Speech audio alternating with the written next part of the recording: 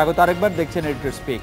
পর্যাপ্ত মজুদ ও সরবরাহ থাকার পরও রাজধানী বাজারে বেড়েছে চালের দাম। পাইকারি বাজারে দাম বাড়ার কারণ হিসেবে ব্যবসায়ীরা দায়ী করছেন মিল মালিকদের। তবে নতুন ধান না ওঠা পর্যন্ত চালের দাম কমার কোনো সম্ভাবনা নেই বলছেন ব্যবসায়ীরা।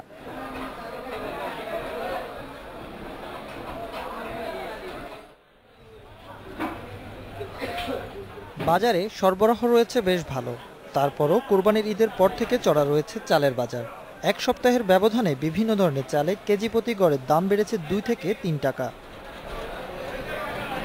রাজধানীর বিভিন্ন খুচরা বাজারে প্রতি কেজি স্বর্ণা চাল 40 থেকে 57 টাকায়, নাজিরশাইল 40 থেকে 48 টাকা, মিনিকেট 48 থেকে 57 টাকা, পাইজাম 42 থেকে 46 টাকা এবং মোটা চাল 35 থেকে 38 টাকায় বিক্রি হচ্ছে।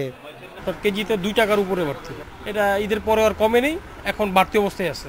অনেক উঠানামা করতেছে, যেমন ঈদের আগে যেরকম একটা রেট ছিল, ঈদের পর পর কিছুটা একটু কম ছিল, তারপরে আবার এখন বাড়ছে। বাজারে চালের দাম বৃদ্ধি পাওয়ার পেছনে মজুদ ঘাটতির কোনো কারণ নেই বলছেন পাইকারি ব্যবসায়ীরা। মিল মালিকরা কৃত্রিম সংকট দেখিয়ে চালের দাম বাড়িয়েছেন বলে অভিযোগ তাদের। প্রচুর পরিমাণ ধান আছে, কিন্তু মেয়েরা সিন্ডিকেট করে এই চালের দামটা বাড়াইতে আছে কিছু মুনাফা অর্জন করার জন্য। এদিকে বেচা কিনে না, ওইদিকে চালের বাজারও বেশি, কিন্তু হিসাব নিকেশে কোনো দিক দিয়ে আমরা নিজেরাই খুঁজে পাচ্ছি না। শ্রীলঙ্কায় চাল রপ্তানি সরকারের সিদ্ধান্তের সাথে চালের মূল্য বৃদ্ধির কোনো সম্পর্ক নেই বলে দাবি ব্যবসায়ীদের। তবে মিল মালিকরা যাতে অধিক মজুত করতে না পারে সেজন্য সরকারের নজরদারি প্রয়োজন বলে মনে করছেন তারা। জিনিসটা হলো মিলারদের মিল চালাতে হলে ওদের কিছু চাল মজুদ রাখতে হয় নর্মালি। এখন তার বাইরে যদি তারা কোনো চাল মজুদ রাখে সেটা তো ঠিক হবে না। এইখানে যারা খুচরা ব্যবসায়ী বা আপনার যারা চাল ব্যবসা করে কমিশনের জন্য তাদের কিছুই করার নেই। সরকারের এখন কাউকে যদি স্পেস দেয়, সে যদি কাজ করার ওরকম সুযোগ পায় তাহলে তো সে করবে। ঈদের সময় থেকে পরিবহন সমস্যা সহ বিভিন্ন কারণে চালের দাম কিছুটা বেড়েছে। তবে নতুন চাল বাজারে আসলে এই দাম কমতে শুরু করবে বলে জানিয়েছেন ব্যবসায়ীরা। Ashraf Alam, Independent News, Dhaka.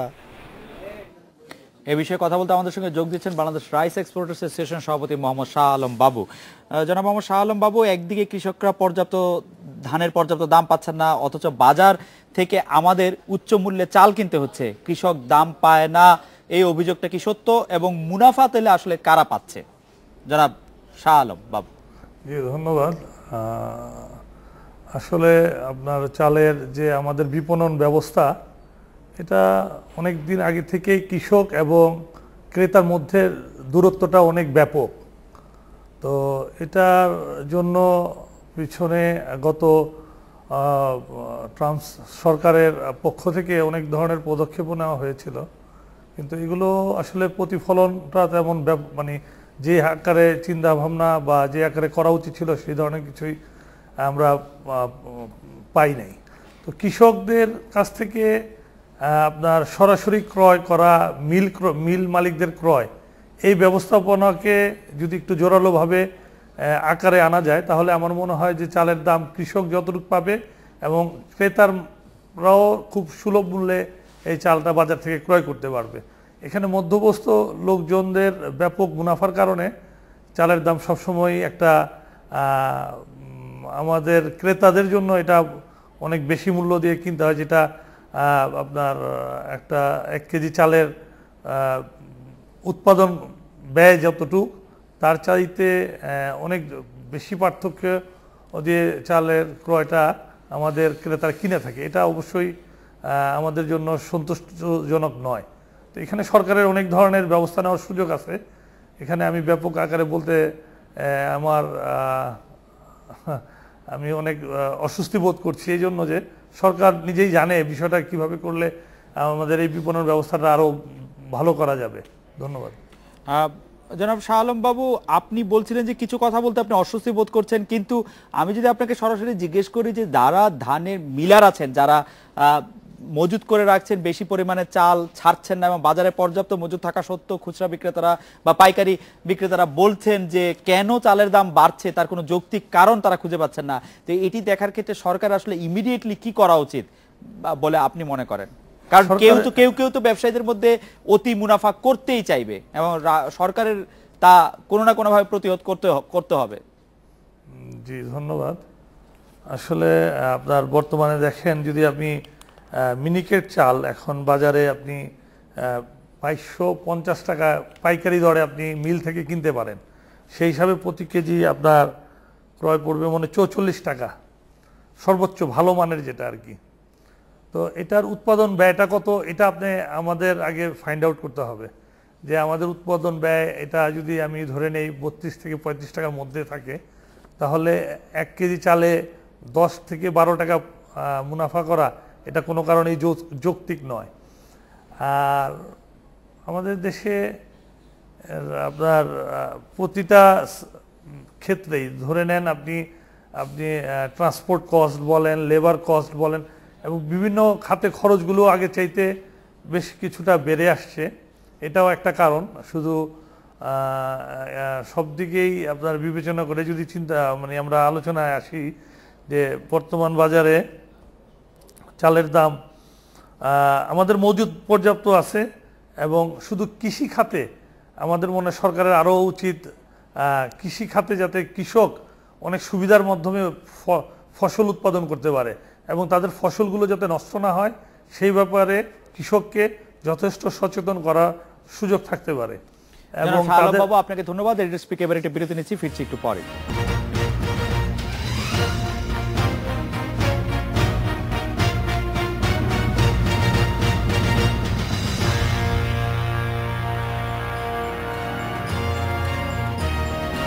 স্বাগত আরেকবার, দেখছেন এডিটর স্পিক। সময় আন্তর্জাতিক ইভেন্টে যেসব সাফল্য ছিল তার বেশিরভাগই আসে কাবাডি থেকে, অথচ দিন দিন পিছিয়ে পড়ছে জনপ্রিয় খেলা। প্রফেশনাল প্রো কাবাডি লিগ শুরু করে এশিয়ান গেমসে নারী ও পুরুষ দুই বিভাগে স্বর্ণ জিতেছে ভারত। অন্যদিকে বাংলাদেশের নারীরা চতুর্থ হয়ে ব্রোঞ্জ পদক জিতলেও পুরুষ দল ফিরেছে শূন্য হাতে।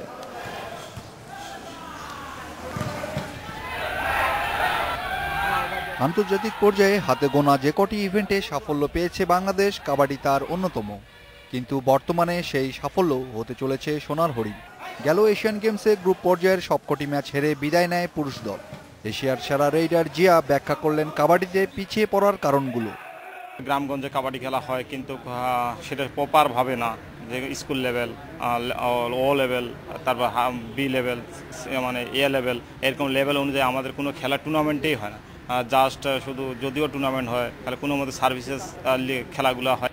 স্কুলগুলোতে নিয়মিত হয় না কাবাডি খেলা। শিক্ষার্থীরা অনেকেই জানেন না জাতীয় এই খেলার আইন কানুন। মানে যে কোনো একজন যায়, তারপর 6 জনে এক ছুঁয়ে তারপর দৌড় দেয়।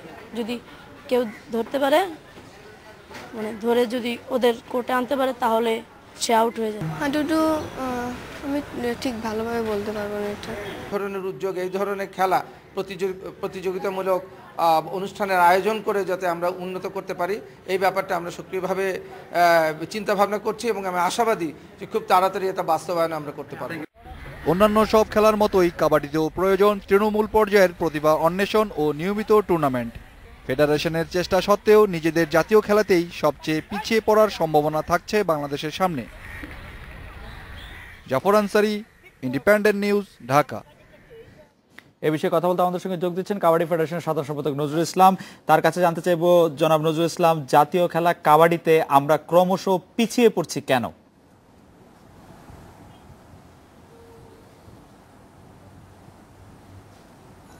আসলে কাবাডি খেলা এবার আমাদের রেজাল্ট অবশ্যই খারাপ হয়েছে, সেটা আমরা মানছি। এবং আমাদের বর্তমানে যে খেলোয়াড়গুলো অংশগ্রহণ করেছে তার মধ্যে বেশিরভাগই আমাদের সিনিয়র প্লেয়ার ছিল, বয়স্ক প্লেয়াররা ছিল। তো যাই হোক, আমাদের এখন আমরা চেষ্টা করছি এবং আমাদের সভাপতি মহোদয়ও আজ এই বিষয়ে বলেছেন যে আমাদের দীর্ঘমেয়াদী প্রশিক্ষণের প্রয়োজন এবং যে সমস্ত খেলোয়াড়দের বয়স বার্ধক্যের দিকে তাদেরকে আমরা বাদ দিয়ে আমরা নতুন ভাবে আমরা খেলোয়াড় তৈরি করার চেষ্টা করছি এবং এই জন্য অবশ্যই আমাদের পৃষ্ঠপোষকতার প্রয়োজন। আমরা চেষ্টা করছি যাতে নাকি আমাদের প্রশিক্ষণের জন্য পৃষ্ঠপোষকতা এগিয়ে আসে।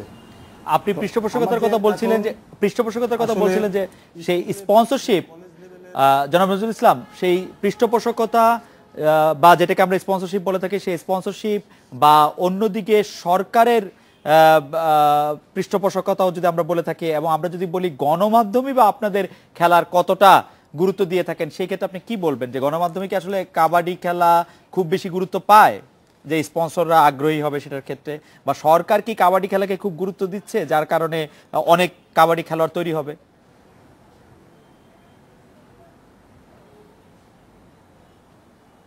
আসলে কাবাডি খেলা আমাদের যে সমস্ত গ্রামগঞ্জে হয় সেগুলো বিচ্ছিন্নভাবে হয়।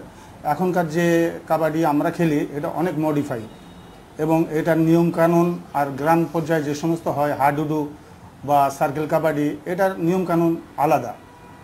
তো আমাদের এই নিয়মকানুনে আসলে গ্রাম পর্যায়ে খেলাধুলা খুব কম হয়। তো আমরা চেষ্টা করব যে আমরা তো প্রত্যেক এবারও আমরা আন্তঃজেলা যাতে 64টার মধ্যে অন্তত মিনিমাম 50টা জেলা পার্টিসিপেট করে, হ্যাঁ সেই চেষ্টা করছি। আমরা আন্তঃজেলা থেকে বাছাই করে আমরা প্রশিক্ষণের ব্যবস্থা করব, এবং বিশেষ করে আমাদের মধ্যে যারা সার্ভিসেস টিমে আছে সেখান থেকেই বেশিরভাগ আমাদের ন্যাশনাল টিমে চান্স পায়। তো জেলার যে সমস্ত ভালো ভালো খেলোয়াড় আমরাই তাদেরকে বলি যে কোনো বাহিনীতে চাকরি নেওয়ার জন্য, কারণ বাহিনীতে গেলে তারা একটা ডিসিপ্লিনের মধ্যে থাকে। এই জন্য আমরা এখন সম্পূর্ণ ওই সার্ভিসেস টিমের উপরেই নির্ভরশীল হয়ে গেছি। জনাব নজরুল ইসলাম, আপনাকে অনেক ধন্যবাদ। এই ছিল আজকের রেডিও স্পিকে আমন্ত্রণ আমাদের পরের আয়োজনে।